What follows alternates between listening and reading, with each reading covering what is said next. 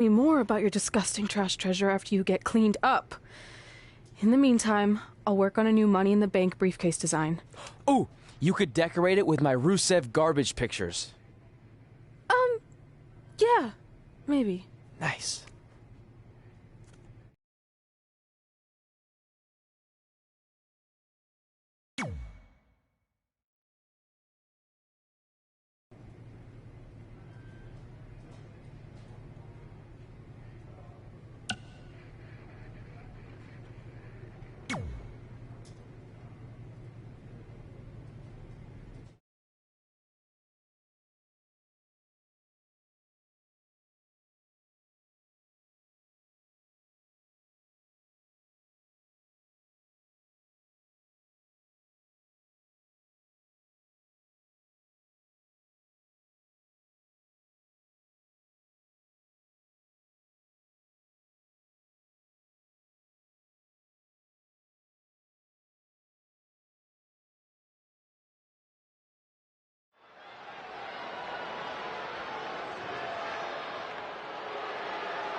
We've all heard the saying, don't write checks that your mouth can't cash. Well, after last night, there's a new version. Don't write checks that your briefcase can't cash in after Carmella destroys it with a garbage truck. Really rolls off the tongue, doesn't it? Sorry, Red, but I proved what everyone already knew. Mella is money, and you'll always be trash.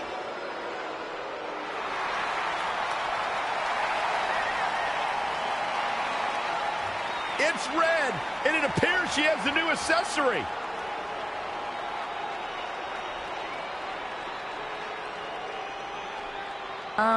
What is that? Did you make your own briefcase? Real cute, but I think you need to take your DIY and go DI-buy. I'm not going anywhere, because it's not the briefcase that matters. It's more symbolic than anything. What really matters is the contract inside that's good for a title match at any time. And I still have that, thanks to my disgusting yet loyal friend. There's no way this is legit. Actually, Randy Orton just signed off on it, so it's official. You can't do this. I destroyed your briefcase. This should not be happening. Sorry, princess, but it is. So what do you say we finish what we started?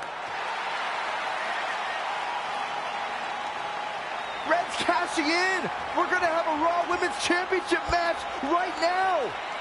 I don't know about this. Carmella got the best of Red just 24 hours ago, and now Red might be setting herself up for a repeat. That could certainly happen, but throughout the years, Money in the Bank briefcase holders have cashed in at a highly successful rate. Let's see if Red can continue that trend here tonight.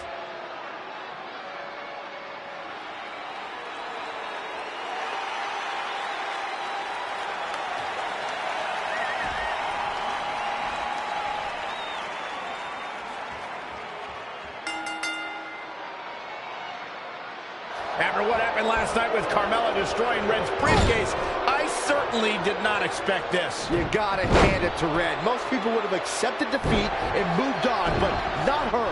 No, Carmella was absolutely blindsided. She thought she'd eliminated this threat to her title, but clearly she was wrong. Credit to Red for being one step ahead of the Staten Island Princess. Now, let's see if she can win the match. Otherwise, this was all just one big waste of time. From the middle rope. Oh, what a splash. Nothing's going to stop her now. She's efficient and dangerous with her offense thus far. Ooh.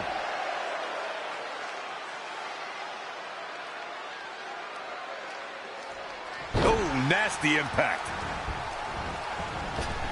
Ooh, well measured. If you remember, guys, Carmella's introduction to the main roster came in 2016 when she was the final pick in the WWE brand extension draft. Got the oh my goodness, crushing it. Belly to belly. Vicious. Now that'll do some serious damage. Uh-oh. Carmella with a nice reversal. She's in control. Earth-shattering spine buster.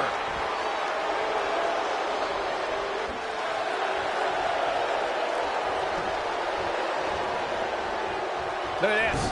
Boom. Nice.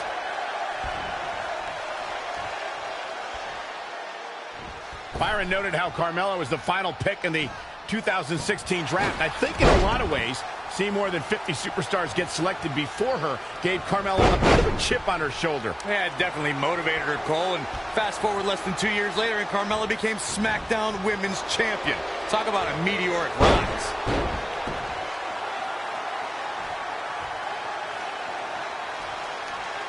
This one's about the Women's Championship, and nothing means more to these women than that title. Suplex! What does Carmella have to do to regain her composure? She needs to turn the tide here.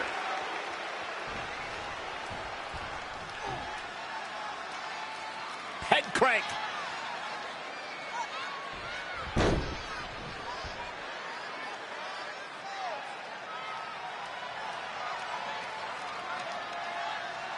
The championship hanging in the balance. Oh my goodness, crushing it.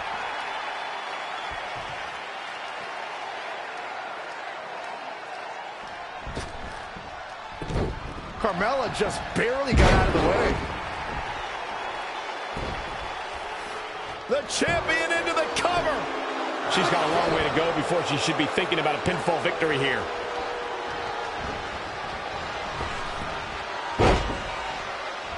Boom, what impact. Michinoku driver. Absolutely planted.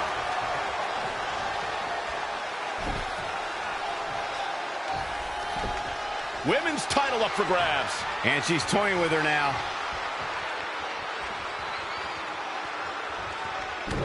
Uh-oh. Shot to the back. Rolling cutter. We could have a new champion. Yeah. Here's the pin. Title on the line. Red has successfully cashed in her replacement Money in the Bank briefcase to become the new Raw Women's Champion. What an amazing 24 hours this has been for Red. I hate to say it, but you have to give some credit to her pal Trey, who apparently went dumpster diving to salvage the Money in the Bank contract. This is yet another tremendous achievement for Red to cross off the list she shares with Trey. It's become increasingly apparent that it's not just a piece of paper. It's the driving force behind Red's meteoric rise to the top.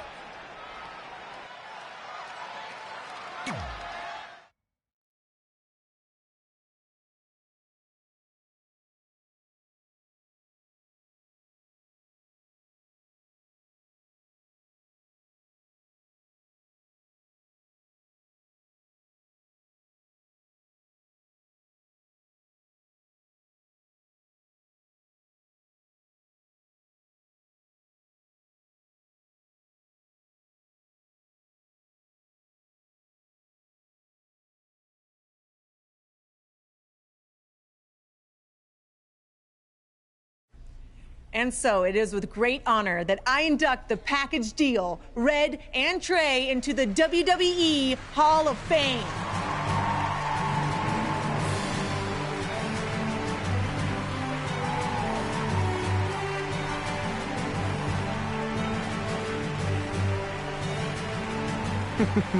Thank you. Thank you. Thank you. Wow. No. Wow.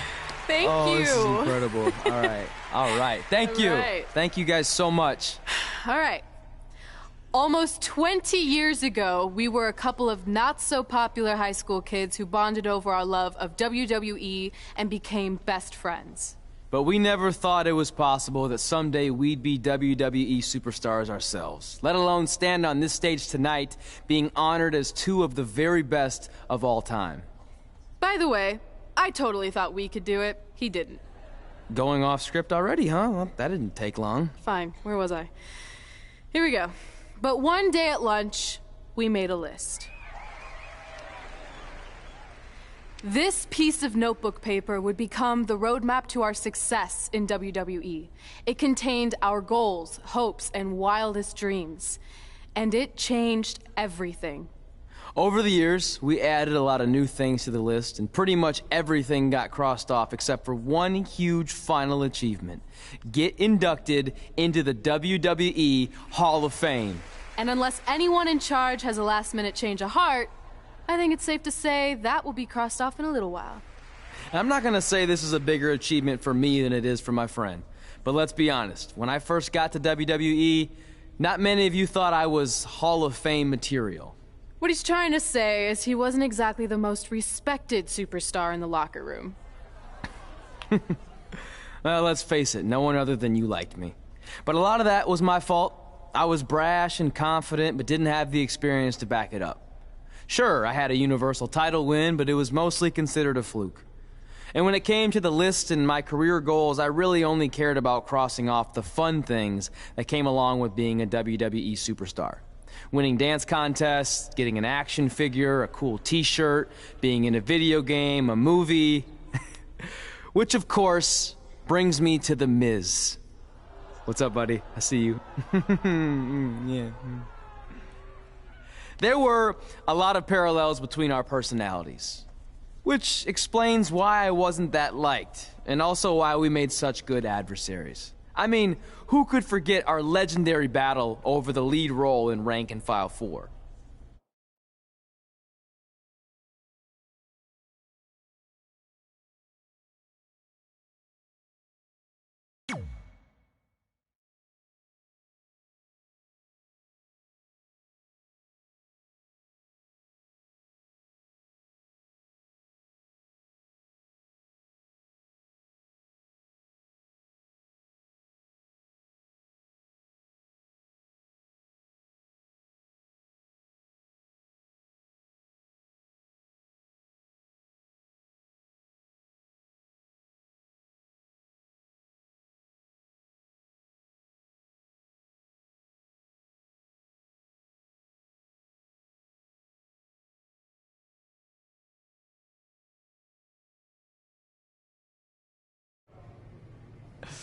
I am definitely auditioning. It's one of my OG list items. Star in a WWE action movie. I think I'm gonna pass. Are you kidding? Do I need to remind you that the Rank and File films are cinematic masterpieces? No. You mention that every year on that weird holiday you invented where you binge all of them from start to finish. You mean Thanksgiving Day? It's the most heart-pounding, action-packed, explosive day of the year, and it's gonna catch on. You'll see. I wouldn't get your hopes up, all you wannabe movie stars, because I already have the lead role of Bryce Decker locked in for the 4th consecutive film. I mean, do you really think the Rank and File franchise could continue without the most accomplished WWE superstar / actor in history? The answer is no, people.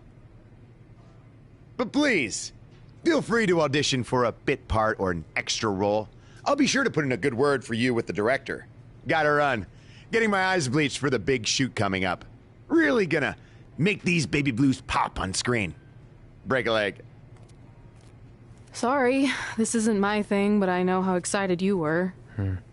Honestly, the franchise is probably better off in the hands of a seasoned artist like The Miz. You were right. It was a stupid dream.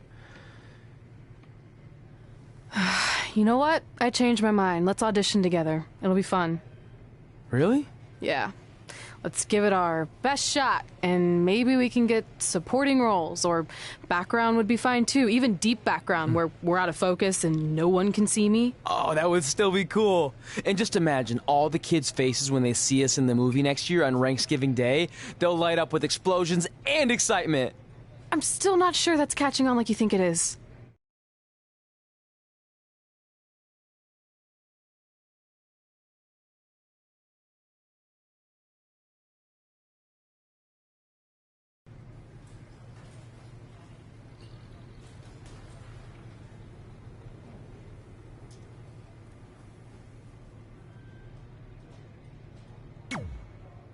Instead of worrying about movie auditions, maybe you should focus on defending your Raw Women's Championship.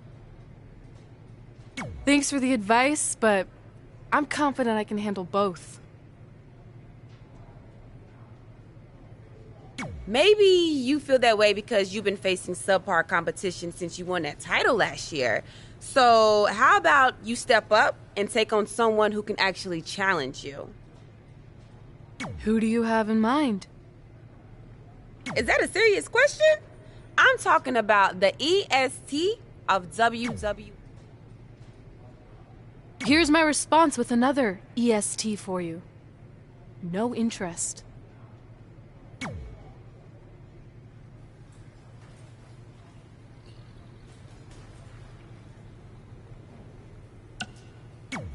I don't know if you've heard, but there's auditions coming up for Rank and File 4, and I could really use your help.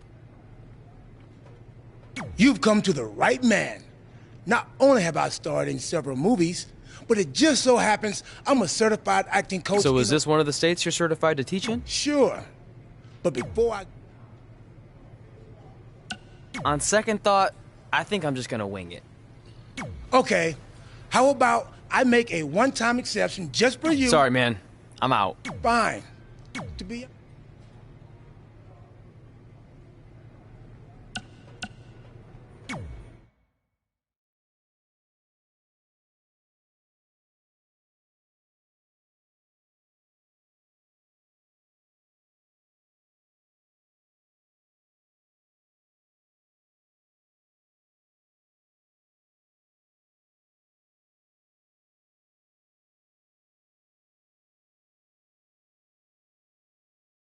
Sorry, but I'm just a little nervous with the star of the Rank and File franchise here.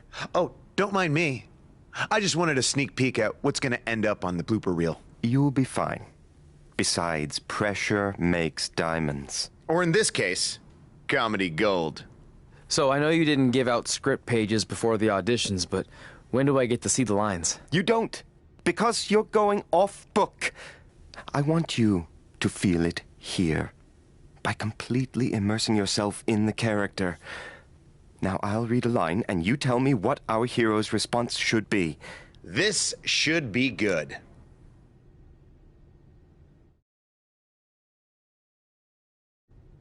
The antidote is hidden in the vending machine, but it's jammed.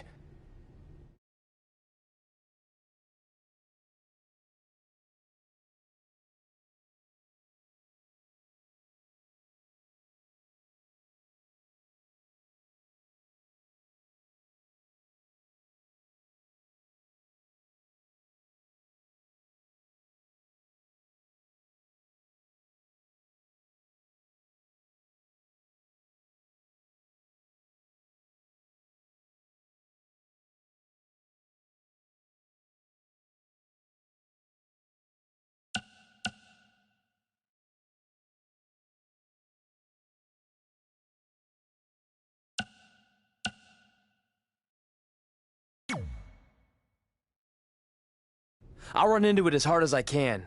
And I know you haven't eaten in days, so I'll also try to get that dangling bag of salt and vinegar chips. Oh. More feeling and less thinking. Why don't you collect yourself and try again? Better luck next time, loser.